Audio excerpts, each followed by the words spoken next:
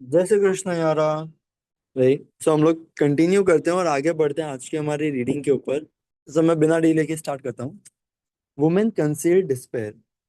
बहुत सारी women's same ही dilemma के अंदर भी अलग होती हैं। आप लोगों को कभी भी हम लोग कभी भी वुमेन्स के बारे में नहीं सोचते हैं जब भी डाउन और आउटर की बात कर रहे हो, जब भी हम लोग बड़े लोगों की बात कर रहे हो। वुमेन्स जो हैं वो बहुत कम ही राइट बेक करते हुए स्ट्रीट्स पे दिखी जाती है और वो हार्डली ही रिकॉग्नाइज भी की जाती है कि वो पुअर है। राइट, जबकि पुअर मैन को आइडेंटिफाई करना बहुत इजी होता है। ऑफ कोर्स ऑथर ये नहीं बोल रहे हैं कि सारे के सारे मेल्स ही सिर्फ पुअर हैं। ऑथर सिर्फ ये बता रहे हैं कि वुमेन की जितनी भी डिस्पेयर होती है, हताशा होती है कि शिट यार पैसे नहीं आ रहे हैं, वो बहुत अच्छे से उसको छुपा लेती है। जब भी कोई इंसान लो होता है या उसके पास पैसे कम होते हैं, राइट, तो वो जो होता है वो बहुत दूर दूर तक जा सकता है। वो बहुत सारी मिस्टेक्स कर सकता है, वो कमीशन बेसिस पे जा सकता है, वो सब चीजें कर सकता है। और वो इसी बहाने से हमेशा कमाता ही रहता है, घूमता ही रहता है, वो हर एक जगह पे जाते रहता है। ये वाला पता नहीं पैराग्राफ, हम लोग सिर्फ इस पैराग्राफ का ये कंक्लूजन निकालते हैं for the time being, just for this one paragraph, right, that womens जो है वो बहुत अच्छे से छुपा लेती है, बट मेंस जो होते हैं वो इतने अच्छे से छुपा नहीं पाते हैं अगर वो लोग ब्रोक होते हैं तो। एंड नेक्स्ट है मनी मेक्स डिफरेंस। देखो पैसा है ना हमेशा बहुत सारा डिफरेंस लेके आता है। हजारों और लोगों को हम लोग देखते हैं जो क्लर्क होते हैं, केमिस्ट होते हैं, राइट, सब अपने काम में बिजी होते हैं और हम उन सबसे जलते हैं क्योंकि उन लोगों के पास अपनी इंडिपेंडेंस है, सेल्फ रिस्पेक्ट है और मैनलीहुड है। और हम खुद को कन्विंस नहीं कर सकते हैं कि हम अच्छे इंसान हैं, नहीं? लेकिन हम लोग फिर भी अलग अलग वर्डिक्ट, अलग अलग निर्णय पे आते रहते हैं, ओवर थिंकिंग करते ही रहते हैं ऐसी सब चीजों के ऊपर, राइट। यहाँ पे सिर्फ मनी है जो उसके अंदर डिफरेंस लेके आता है।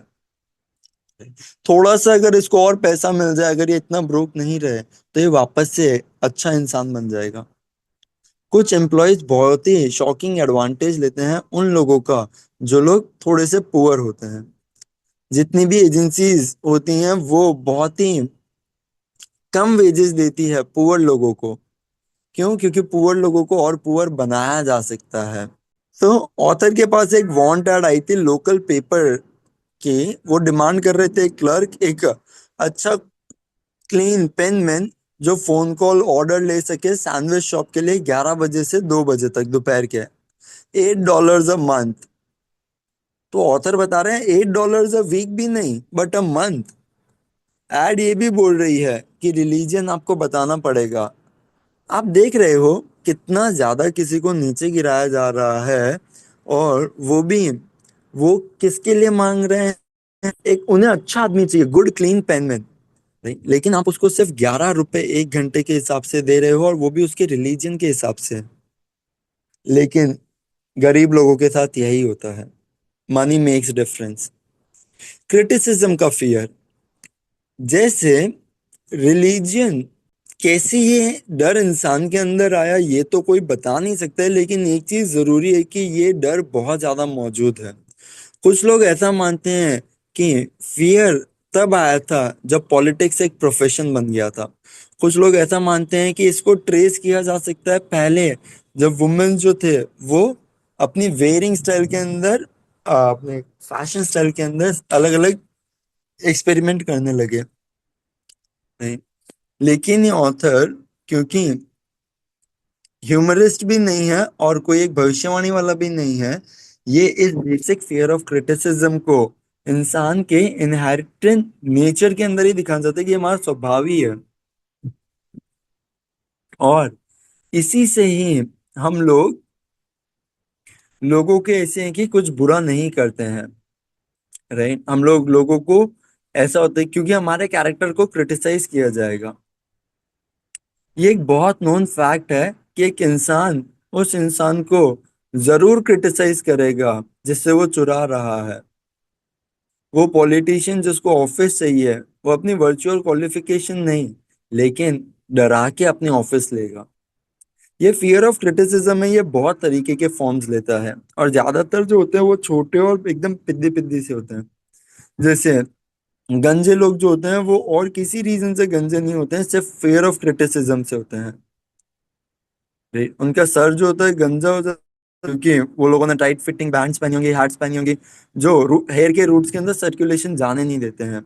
इंसान हैट को पहनते हैं इसके लिए नहीं क्योंकि उन्हें जरूरत है, बट मेनली इसके लिए क्योंकि सब लोग पहन रहे हैं। इंडिविजुअल जो है वो सबको देखता है कि यार सब लोग ऐसा कर रहे हैं तो मुझे भी ऐसा ही करना चाहिए, वरना मुझे मैं अकेला ही होऊंगा जिसको क्रिटिसाइज किया जाएगा।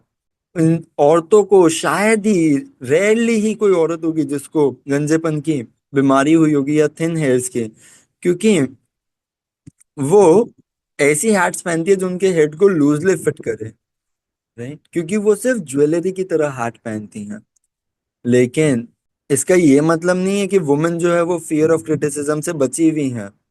अगर कोई भी वुमेन क्लेम करे कि वो मेन से सुपीरियर है इस फियर के मामले में, तो उन्हें बताओ कि आपको नीचे स्ट्रीट में जाना है, और वो भी 1890 की पुरानी सी कैप पहन के, और फिर उन्हें पता चलेगा कि नहीं, लोग हमें क्रिटिसाइज करेंगे, हमारे अंदर भी वो फियर ऑफ क्रिटिसिज्म तो है। जो क्लोथिंग के मैन्युफैक्चरर्स हैं वो लोग इस फियर ऑफ क्रिटिसिज्म के ऊपर ही अपने पैसे बनाते हैं। right? और जिससे कि सारा मैनकाइंड कर्स्ड है। जितने भी सीजन आते हैं स्टाइल के अंदर, जितने भी आर्टिकल्स आते हैं वो सब चेंज कर दिए जाते हैं। कौन ये स्टाइल इस्टेब्लिश करता है? परचेजर तो नहीं करता है, रेदर मैन्युफैक्चरर ही करता है। और वो जल्दी चेंज करता है? आंसर ऑब्वियस है, वो अपनी स्टाइल चेंज करता है ताकि वो ज्यादा कपड़े बेच पाए। और इसी वजह से जो ऑटोमोबाइल्स के मैन्युफैक्चरर होते हैं, राइट, सिर्फ बहुत कम ऐसे सेंसिबल और रेयर एक्सेप्शंस हैं, right? लेकिन वो अपने सीजन के साथ मॉडल की स्टाइल बदलते रहते हैं। कोई भी मैन एक ऑटोमोबाइल ऐसी ही चलाना चाहेगा जो लेटेस्ट हो। राइट, भले ही पुराना मॉडल जो वो अच्छी कार हो, लेकिन लेटेस्ट के साथ हम लोगों को एक अच्छी फीलिंग आती है। हम इसको ऐसे डिस्क्राइब कर रहे हैं कि लोग जो है वो फियर ऑफ क्रिटिसिज्म के अंदर ऐसे बिहेव करते हैं कि उन्हें जिंदगी के अंदर छोटी चीजें नहीं चाहिए। हम इस ह्यूमन बिहेवियर को एग्जामिन करते हैं और देखते हैं कि कैसे ये लोगों के अंदर डर पैदा करता है, और वो भी ह्यूमन रिलेशनशिप के अंदर। एक एग्जाम्पल लो प्रैक्टिकली। एक इंसान जो कि मेंटल मेच्योरिटी की एज के अंदर है, राइट, 35 to 40 ईयर्स, और अगर वो किसी के भी दिमाग के सीक्रेट थॉट्स पढ़ पाए, तो आप देखोगे कि ऐसा होना पॉसिबल ही नहीं है, क्योंकि ऐसा तो बहुत सारे, राइट, बहुत पुराने टाइम में ऐसा होता था। और तो और आप किसी के भी है ना थॉट्स को लेके ओपनली है ना उनसे उसके ऊपर बात नहीं करते हो।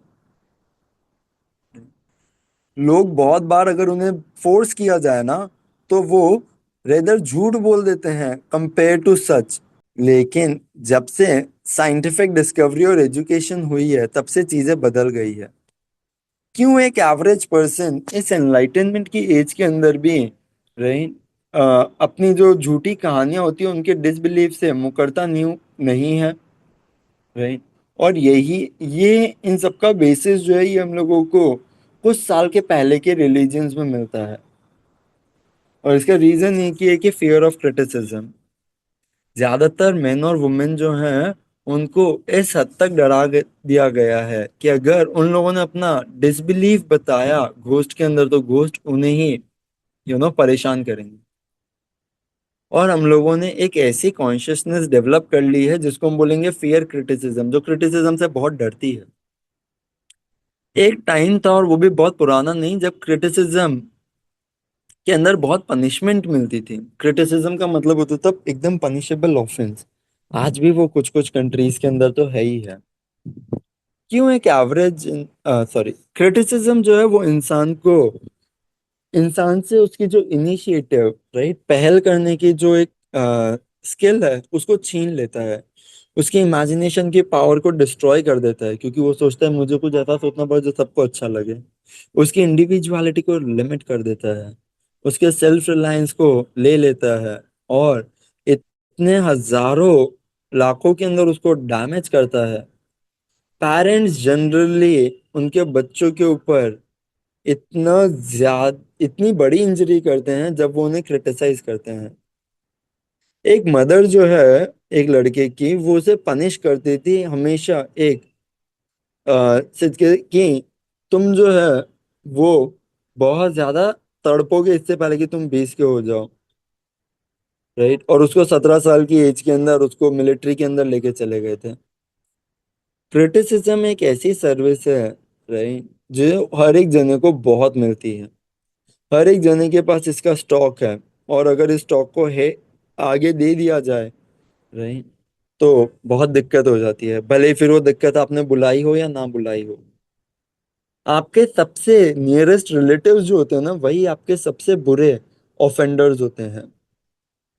इसको ऐसे रिकॉग्नाइज करना चाहिए कि क्राइम है, और सही में ये क्राइम है किसी भी पेरेंट के लिए, कि वो अपने बच्चे के दिमाग के अंदर इंफीरियोरिटी कॉम्प्लेक्स डेवलप करे किसी भी अननेसेसरी क्रिटिसिज्म के थ्रू। जितने भी एम्प्लॉयर समझ पाते हैं इस ह्यूमन नेचर को, वो इंसान का बेस्ट निकाल पाते हैं क्रिटिसिज्म से नहीं, बट कंस्ट्रक्टिव सजेशन से। पेरेंट्स सेम रिजल्ट अपना सकते हैं अपने बच्चों के अंदर। क्रिटिसिज्म फियर लेके आएगा ह्यूमन हार्ट के अंदर, या उदासी लेके आएगा, लेकिन वो लव और अफेक्शन नहीं लेके आएगा। अच्छा, क्या क्या सिम्टम्स होते हैं इस क्रिटिसिज्म के, फियर के? ये फियर जो है ये उतना ही यूनिवर्सल है जितना फियर ऑफ पॉवर्टी है, और इसके इफेक्ट जो है वो उतने ही ज्यादा डेंजरस हैं पर्सनल अचीवमेंट के लिए, क्योंकि ये आपके इनिशिएटिव, इमेजिनेशन, इन दोनों को डिसेबल कर देता है।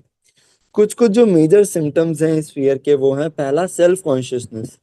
राइट, आप नर्वस रहते हो, अपने कॉन्वर्सेशन के अंदर थोड़े से झुके झुके से रहते हो, स्ट्रेंजर से मिलते हो तो घबराए हुए रहते हो, हाथ पांव के ऑकवर्ड मूवमेंट्स होते हैं, आई शिफ्ट होती रहती है। फिर लैक ऑफ पॉइज। राइट, आपका पोस्चर अच्छा नहीं होता है, वॉइस कंट्रोल अच्छा नहीं होता है, लोगों की प्रेजेंस में नर्वसनेस फील होती है, बॉडी का पोस्चर पुअर होता है, और मेमोरी भी अच्छी नहीं होती है। फिर आपकी पर्सनालिटी पे भी एक सिंपल सिम्टम है, आप अपने डिसीजन पे फर्म नहीं रहते हो। राइट, आपका पर्सनल चार्म इतना अच्छा नहीं रहता है, आप अपने ओपिनियंस को डेफिनेटली एक्सप्रेस नहीं कर पाते हो, आप इश्यूज से साइड स्टेप कर लेते हो, उन्हें अच्छे से फेस नहीं करते हो, आप सिर्फ लोगों से इसके लिए अग्री कर लेते हो क्योंकि वो आपको क्रिटिसाइज ना कर दे। फिर ये सबसे बड़ा एक सिम्टम जो है वो है इंफीरियोरिटी कॉम्प्लेक्स। ये हैबिट है कि लोगों के मुंह से या लोगों के एक्शन से खुद की वर्थ को, या खुद के एक्सप्रेशन को अप्रूव करवाना। रही, बड़े बड़े वर्ड्स यूज करना ताकि लोगों को इम्प्रेस कर पाए, भले ही उन वर्ड्स का मीनिंग नहीं पता हो लोगों को। राइट, लोगों को कॉपी करना, ड्रेस के अंदर, स्पीच के अंदर, मैनर्स के अंदर, ठीक है, झूठी प्रशंसाएं करना। ये कभी कभी एक सुपीरियोरिटी की फीलिंग देती है, लेकिन अंदर से ये आपका इंफीरियोरिटी कॉम्प्लेक्स ही बता रही होती है। फिर बहुत ज्यादा, यू नो एक्स्ट्रा स्पेंडिंग करना, ये एक सिम्टम है फियर ऑफ क्रिटिसिज्म का, क्योंकि आप पीछे नहीं छूटना चाहते हो।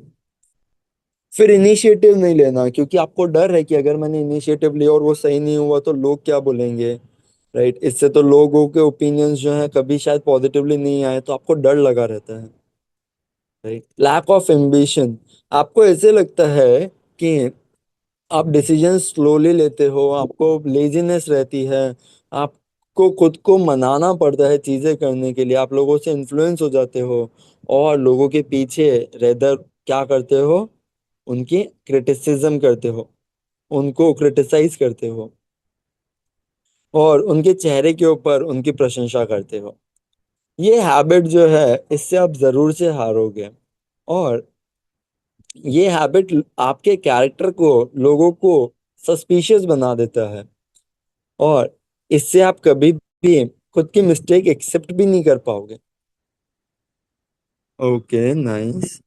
सो यारो, करें फिर हम लोग हमारा आज का नाइट मेडिटेशन। 3 लंबी गहरी सांसें।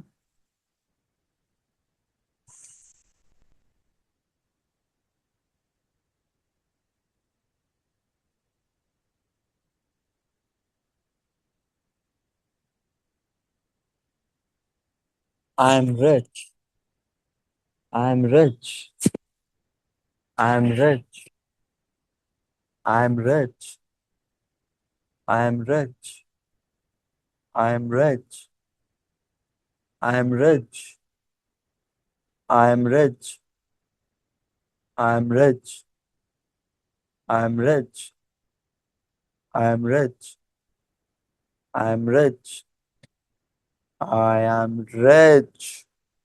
फील करो कि यार आप रिच बनने जा रहे हो। जो भी लोग आपको क्रिटिसाइज कर रहे हैं, let them criticise, but you are becoming rich without a doubt. Right, you are doing the right things. Trust in your plans, trust in your intuition, develop your six sense. सारे principles एक बार वापस से अच्छे से अपनी journey के अंदर देखो, याद करो, अपनी वो स्टेटमेंट याद करो, आपका वो गोल याद करो। वाह, वाह। Please do write something. अभी के अभी जरूर से पहले कुछ लिखो। Right, this is going to remove that fear of criticism. Acknowledge something beautiful. जय श्री कृष्ण।